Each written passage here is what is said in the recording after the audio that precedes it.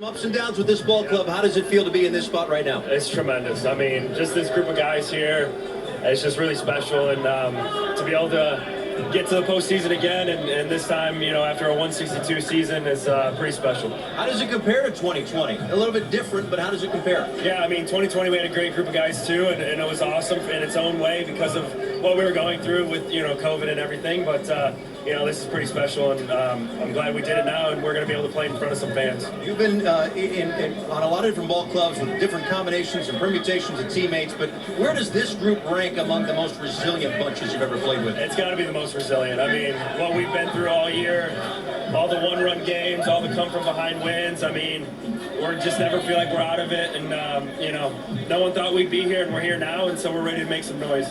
I asked Mel in regards to the pitching staff, which has been battered this year, obviously. How many times did you ask yourself, how? Like, how are we going to get 9 innings tonight? How many times did you ask yourself in that dugout, how are we going to score the runs, knowing that you would?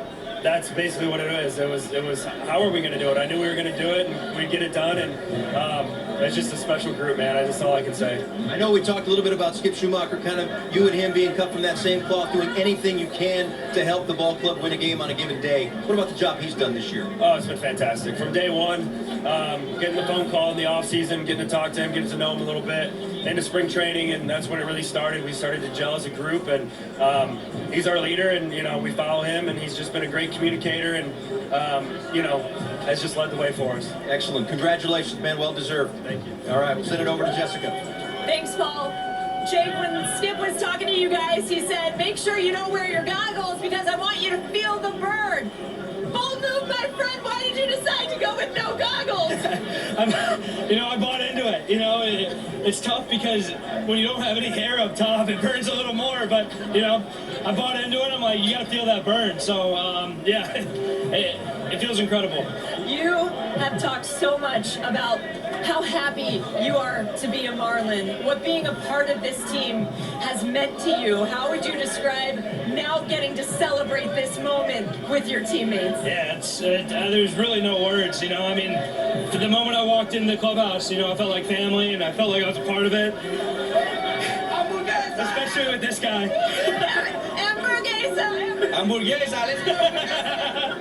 No, this entire team's felt like family, and you know, the moment I walked in, everybody welcomed me with open arms. So you know, it's really incredible just to see what we've accomplished over the last 7-8 weeks I've been here, and you know, I'm just. They love you, Jake. They love you.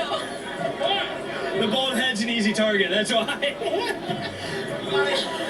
Jake, how much has this team been defined by who Skip Schumacher is? Every bit of it. You know, the moment he texted me when I got traded, and the moment he called me, it was. I knew I was walking into a great situation. So, you know, just getting to play under Skip and the coaching staff he's assembled, it's been incredible. I can hear the emotion in your voice. The last one I have for you. People don't realize how many sacrifices you guys made throughout the course of the season, and that involves time away from your family. What do you want to say to your wife and your little boy? I love them so much. I mean, my Ashton's just a superstar. I mean, she's a superhero with everything. You know, she sacrifices for us, and you know, Brooks. I can't wait to run this back when he's old enough to remember what's going on. So, you know, I'm really excited to see him wherever we're going to be playing at. It's good stuff. Thanks so much for the time. Thank you. All right, what a pickup there. Jake Berger, outstanding, 9 homers since he became a Marlin, 27 RBIs, average over 300. And how about this moment? He's about the only manager that actually fits in it. Feel the burn. And you know what? This guy lives by what he says, that's for sure. Oh, he's enjoying it. He got very emotional with Jessica. It's his first year. Yeah. Look what he's done for this team, the organization. It's amazing. Guys respect him. There you see Joey Wendell there talking to his team. Yeah, Skip was every day so focused about winning that one game. He kept asking him, like we talked about that stretch. How often did we talk about that stretch? Dodgers, Atlanta, Philly that was facing the Marlins, the Brewers, and people thought they're not going to be able to get through that stretch and come out the other side. And I think they went 9-6 or something like that in that stretch.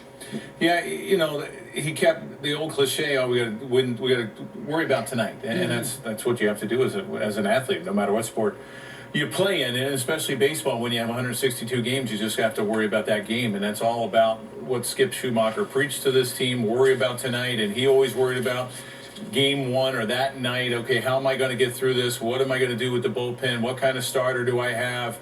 Mel Stoudemire Jr. helping out as well as coaching staff. Outstanding. The hitting coach, Brett Brown. You look at Jason Hart, John Mabry. They did an outstanding job with this offense. But it all boiled down to Skip Schumacher and his leadership in that clubhouse. Usually managers don't do a whole lot as far as wins and losses on the field. They do more with the culture. They do more with just like the media, managing the different egos and personnel in that clubhouse. But I think he did a lot more than that. I think he did a lot more as far as affecting some wins, a lot more eliminating some of the losses and getting these guys to buy in and holding them accountable. I mean, some guys not running out as hard as they would. Well, that ended. He went to them immediately, or guys they weren't given their best, or even roles on the team. Even when Joey Wendell, saw his playing time decrease because, hey, you got to play the hot hand. Well, you got to understand that as a player, and sometimes you can kick cans and start pouting at the corner of the dugout, and then all of a sudden, that guy's not part of us. He's not one of the guys that's buying in. He's got to understand his role. He's got to understand that he can't be. He's got to put the pom-poms on and start rooting for everybody else. Well, they love their skipper, that's for sure.